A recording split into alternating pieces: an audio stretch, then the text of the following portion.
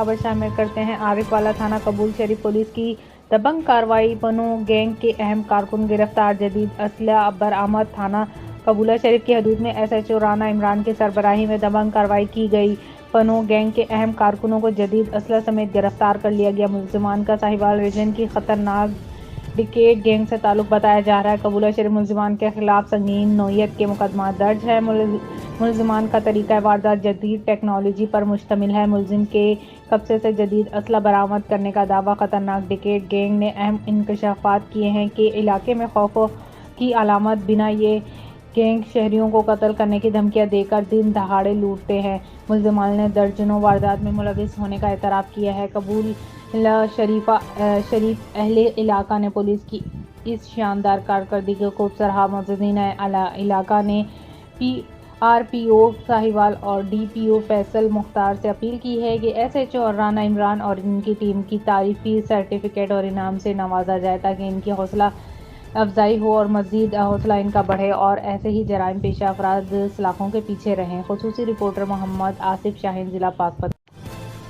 Gujarat police نے 48 گھنٹے میں گھر سے لاپتہ ہونے والے 2 کمسن بچوں کو تلاش کر لیا۔ تھانہ لاڑی اڈا کے علاقے محلہ چاکھوئی کے رہائشی شازمہ بی بی نے پولیس کا اطلاع دی کہ گھریلو وجوہات کی بنا پر اپنے سوتیلے بیٹوں 12 سالہ باسط خان اور 9 سالہ اویس کو ڈانٹ ڈپٹ کر، جس سے دونوں مختلف اوقات میں ناراض ہو کر گھر چھوڑ کر چلے گئے، جو کافی تلاش کرنے پر بھی مل نہیں سکے۔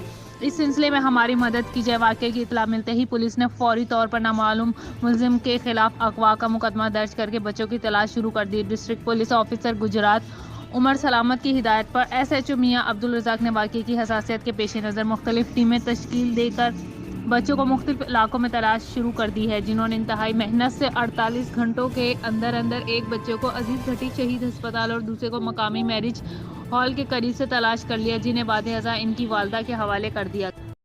پیر تقی شاہ جیلانی بارڈر ٹرانسفارم 4 دنوں سے اسپاکو عملے کی لاپرواہی کی وجہ سے نہ بن سکا۔ پیر تقی جیلانی کی غیر سرکاری پرائیویٹ ملازمین آزاد برقرار۔ مزید جانتے ہیں اپنے رپورٹر قاسم بھگیو سے۔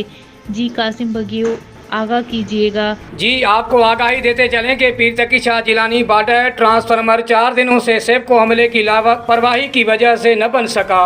پیر تقی شاہ جیلانی غیر سرکاری پرائیویٹ ملازمین کا آزار برقرار۔ دکاندار گھر بکنڈا کنیکشن دے کر 1000 روپیہ ماہانہ ادا کر رہے ہیں۔ پرائیویٹ ملازمین کروڑ پتی بن گئے، قیمتی سامان دیگر بنگلے بنا کے رکھے ہیں، حکومت پاکستان کو پیچھے دھکیل رہے ہیں۔ افسوس اس بات کا ہے کہ line sprint Altaf Hussain Moreau S D O Naseer آباد کالے روپے میں حصہ لے رہے ہیں۔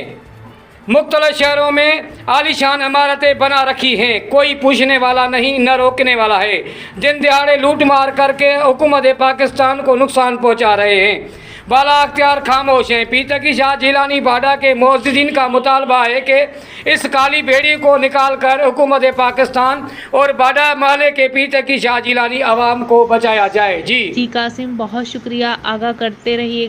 ڈپٹی کمشنر آفس ہری پور میں لوکل گورنمنٹ الیکشن 2021 کے انعقاد کا سلسلے میں میٹنگ ہوئی، جس کی صدارت ڈپٹی کمشنر ہری پور نے کی۔ اجلاس میں ڈسٹرکٹ پولیس آفیسر ہری پور، ڈسٹرکٹ الیکشن کمشنر ہری پور اور تمام بی سی این سی اور تحصیل ریٹرننگ آفیسران نے شرکت کی۔ میٹنگ کے آغاز میں ڈپٹی کمشنر ہری پور نے صوبائی الیکشن کمیشن میں جاری کردہ ہدایات پر روشنی ڈالی اور کہا کہ لوکل گورنمنٹ الیکشن میں ریٹرننگ آفیسران اپنی ذمہ داری بھرپور طریقے سے سر انجام دیں اور شفافیت، غیر جانبداری اور منصفانہ طریقے سے الیکشن کے انعقاد کو الیکشن کمیشن آف پاکستان سے جاری کردہ ضابطۂ اخلاق کے مطابق یقینی بنائیں۔ الیکشن کے حوالے سے ریٹرننگ آفیسر کو ہدایت کی گئی ہیں اور کہا کہ ریکارڈ کو محفوظ بنانے کے لیے ذمہ دار اسٹاف تعینات کیا جائے تاکہ الیکشن ریکارڈ کو اچھے طریقے سے سنبھالا جا سکے۔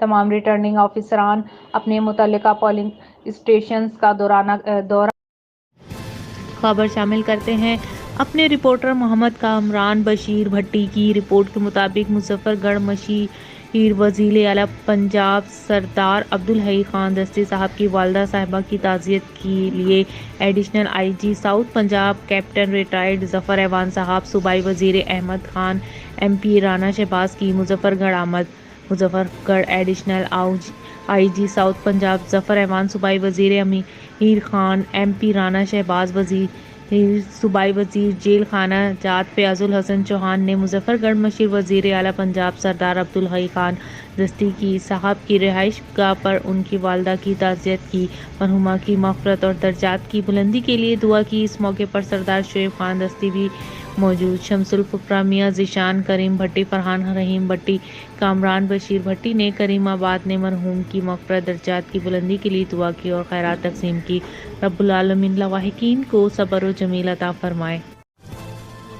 خبر شامل کرتے ہیں اپنے رپورٹر ڈوکری سے۔ صدام حسین جلبانی کی پشاور سے روہڑی، لاڑکانہ، موئن جودڑو، باڈا، رادھن، دادو براستہ، کوٹری ریلوے لائن کے بابت بھٹائی پریس کلب ڈوکری کے صحافیوں سے اپنے خیالات کا اظہار کرتے ہوئے سیاسی، سماجی، مذہبی، علمی، ادبی شخصیات جسکم کے رک سندھی ایس یو پی رہنما صابر جروار، جماعت اہل سنت کے حافظ شوکت جتوئی، جمعیت علماء اسلام کے محمد عثمان جتھیال، مولانا نصیر احمد بھٹو، علی بخش میتلو، ڈاکٹر مولا بخش جونیجو، ڈاکٹر منیر شیخ، پروفیسر ذوالفقار کولاچی کا کہنا تھا کہ ریلویز کا نظام پبلک گوڈز ٹرانسپورٹیشن کا انتہائی اہم ذریعہ ہے، جو کہ ملکی معیشت میں اہم کردار ادا کرتا ہے۔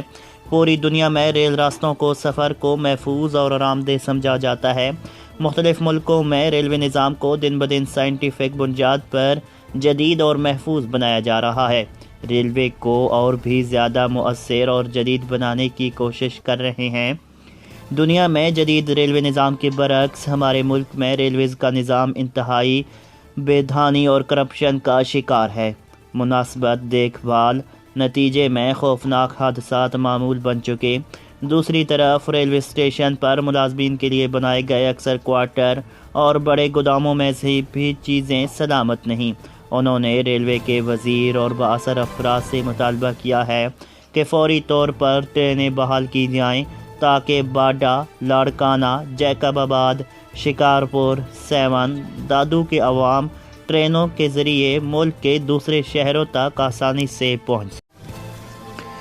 اسلم شاد خان بیورو چیف کوٹ میٹھن کی رپورٹ کے مطابق علاقہ پچھاد کوٹلہ دیوان کے رہائشی زمیندار مہر شکیل احمد شاکر سیال کے زیری ملکیتی 35 ایکڑ رقبہ پر جدید اسلحہ سے لیس مبینہ قبضہ گروپ کے 15 نامزد ملزمان، 3 نامعلوم خواتین بھی شامل ہیں، اور منیجر فیض رسول کے مطابق مقامی بااثر زمیندار کی اشیرباد پر ملزمان زبردستی جدید اسلحہ کے زور پر گزشتہ روز ان کے ملکیتی رقبہ پر قبضہ کر رہے تھے اور قیمتی سامان موٹر 1 لاکھ روپے کے قریب لے کر اسلحہ لہراتے ہوئے فرار ہو گئے، اور مدعی فیض رسول کی مدعیت میں پولیس تھانہ لال گڑھ میں ملزمان کے خلاف مقدمہ درج کر لیا گیا، اور ڈی ایس پی سیلکر داجل ملازم حسین رمدانی کے حکم پر ایس ایچ او تھانہ لال گڑھ نے اپنی ٹیم کے ہمراہ چھاپہ مار کر